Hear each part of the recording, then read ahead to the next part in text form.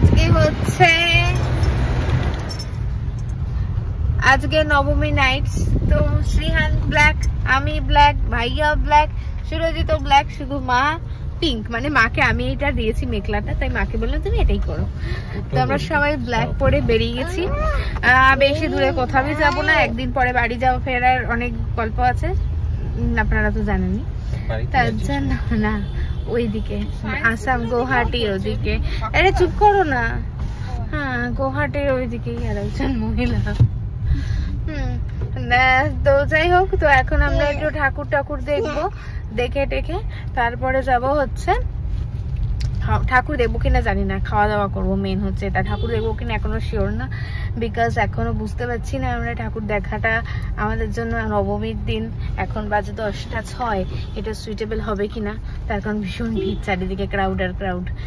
তো চলুন দেখা যাক কি করা যায় আজকের জন্য। আর যদি খাবার দাবারের ওখানে প্রচুর লাইন তো পাবোই, যে সেটাও আমাদের ভাগ্যে না চলে, তাহলে পার্সেল বাড়িতে এনে খাওয়া দাওয়া হবে। তো ভেবেই নেওয়া হয়েছে। মেন হচ্ছে একটু শাড়িটা পরেছি, শখ করে কিনেছি, তো একটুখানি হ্যাঁ দেখা তো হবেই। আর একটু ছবি তুলবো না, ওই জন্য না তুলে আর তিনজন আমরা ম্যাচ করে কিনেছি এবার, তার জন্য বেরিয়েছি মেন। তো চলুন যাওয়া যাক। আমরা এখন এসেছি ভূতের রাজা দিলবরে।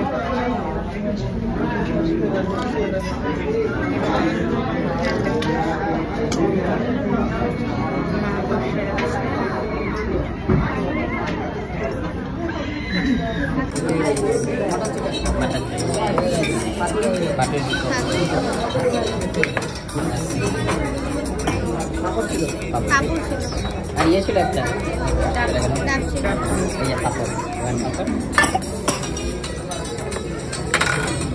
why see here?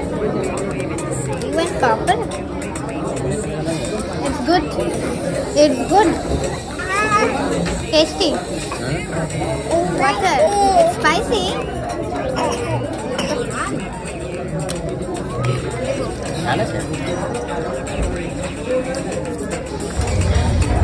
তো প্রত্যেকটা রেস্টুরেন্টে ভীষণ পরিমাণে ভিড় থাকার জন্য তো ভাবলাম যে এটাই একটুখানি কম ভিড়ওয়ালা রয়েছে, ভূতের রাজা দিলবর। আর এটার অ্যাম্বিয়েন্সটা আমি কোনোদিনও আসিনি এর আগে এটাতে, আর আমার ইচ্ছে ছিল অনেক ব্লগে দেখতাম, অনেক কিছু মানে দেখেছি আগে ব্লগগুলোতে, তাই ভাবলাম ঠিক আছে আমরাও ট্রাই করি একবার। কিন্তু এখানে এসে দেখলাম এদের এখানে রুটির কোনো আইটেমই নেই, তো অনলি ভাত, বেঙ্গলি থালিস। তো ঠিক আছে চলুন, ভালোই লাগে বেঙ্গলি। আর এখানে আমরা ফিশ ফ্রাই নিয়েছি প্রথমে স্টার্টারে। হয়েছে তোমার? হ্যাঁ আমার তো অলওয়েজ হয়ে থাকে। আচ্ছা তোমরা কি বললাম আমি এখানে আবার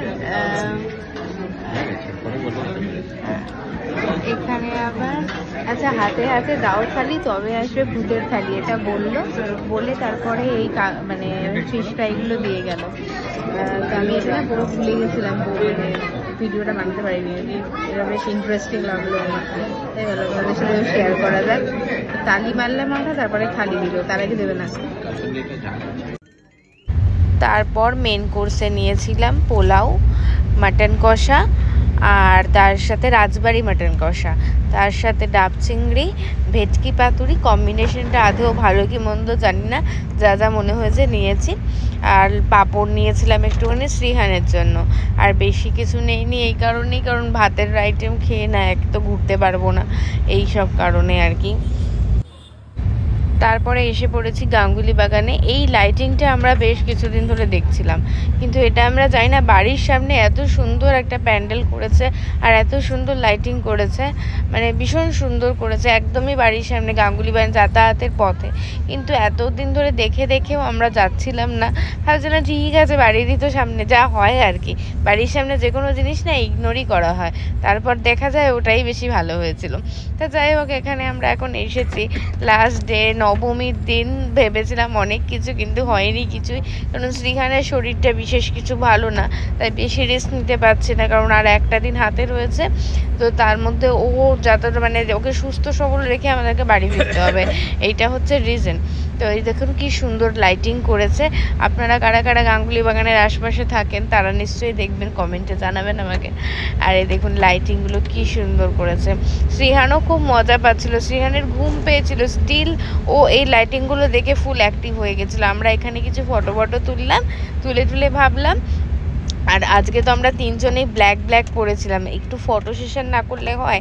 হ্যাঁ, এই সমস্ত কিছুই আপনাদের সাথে শেয়ার করতে আমার একটু লেটই হয়ে গেল, কারণ বুঝতেই পারছেন সেখানে শরীরটা খারাপ হয়ে না, বাকি সমস্ত প্ল্যান সমস্ত কিছু একটু ম্যাচাকার হয়ে গেল। এখানে ঠাকুরটাও খুব সুন্দর, প্রতিমাটা ভীষণই সুন্দর। চলুন আপনাদের সাথে ভেতরটাও একটুখানি শেয়ার করি। কেমন লাগলো let me no in the comment session. আমার তো ভীষণ ভালো লেগেছে।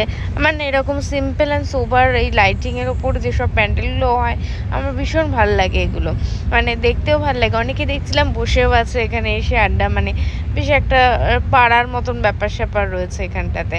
এটা ঠিকই গাঙ্গুলি বাগান মোড়েই এইটা করেছে, বেশ সুন্দর। আগে আমি কখনো এতটা মানে এখন অনেক জায়গায় অনেক উন্নত হয়েছে, অনেক রকম মানে পুজো যেখানে দেখতাম কম ছোটোখাটো পুজো হতো সেগুলো অনেক বড় করে করছে, তো দেখতে পাচ্ছি। এই দেখুন শ্রীহান এখানে দৌড়াচ্ছে। যাই হোক, আমাদের সমস্ত কিছু নবমীর রাতে এভাবে কেটেছে। আপনারা কেমন পুজো কাটালেন let me no in the comment section. দেখা সকলকে, বাই বাই, হচ্ছে পরের